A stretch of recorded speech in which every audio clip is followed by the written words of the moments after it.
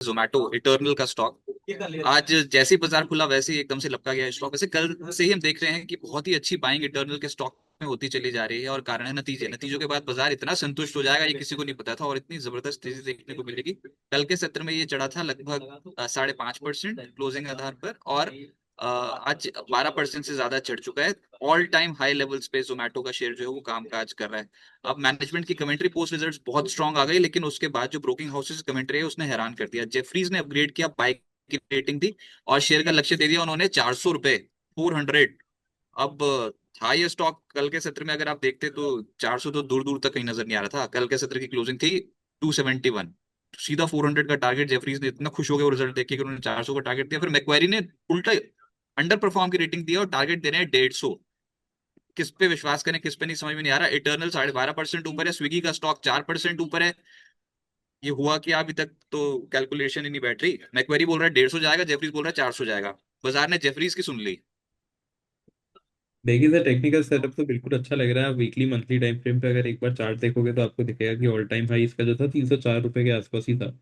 तो स्टॉक उन लेवल्स के तो ऊपर ही अभी फिलहाल ट्रेड कर रहा है। और मॉर्निंग के सेशन में जैसा अपर सर्किट लगने के बाद स्टॉक में थोड़ा सा रिवीजन भी हुआ था ऊपर की तरफ, आई थिंक 312 के आसपास तक गया था और वहां से थोड़ी सी प्रॉफिट बुकिंग आई थी।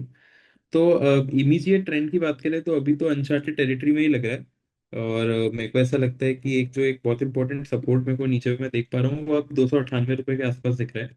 तो किसी का भी पोजीशन हो तो 298 पर एक स्टॉप लॉस लगाए नीचे की तरफ और अपनी पोजीशन में बने रहे। अगर 298 ब्रेक हो जाता है तब थोड़ा सा हो सकता है कि स्टॉक में नेगेटिव प्रेशर हम देखने को मिले।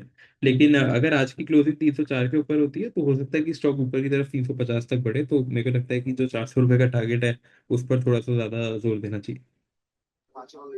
नहीं तो स्विगी तो अभी चलना ही शुरू नहीं हुआ। अब जोमेटो के नतीजों से इतना खुश हो रहा है मार्केट, तो फिर स्विगी का क्या होगा? देखिए, स्विगी में भी काफी अच्छा मोमेंटम आया था। वो जैसा जोमेटो में मूव आया तो उसी के एक्सपेक्टेशन पे स्टॉक वो भी अराउंड आई थिंक 6-7% के आसपास ऊपर था सुबह। पर थोड़ा सा ऊपर से प्रॉफिट बुकिंग उधर भी देखने को मिला।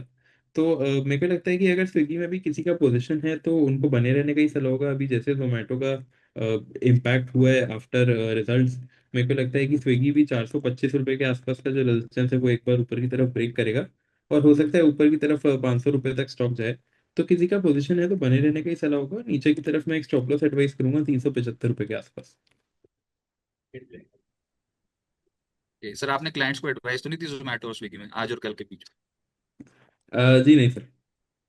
वही तो देखो 13% ऊपर है स्टॉक। मतलब खरीदने की हिम्मत पड़ रही थी या कल तक? अगर अगर आपको बोलता है कि कल 7%, 6% के करीब जोमेटो ऊपर है, इटर्नल ऊपर है, आप खरीदते हैं उस स्टॉक को क्या? जी नहीं सर, बिल्कुल नहीं। अभी तो मतलब ऐसा उतना कुछ वही तो स्ट्रक्चर दिख नहीं रहा था और बिल्कुल ऐसा अचानक से ही गैप अप ओपन हो गया।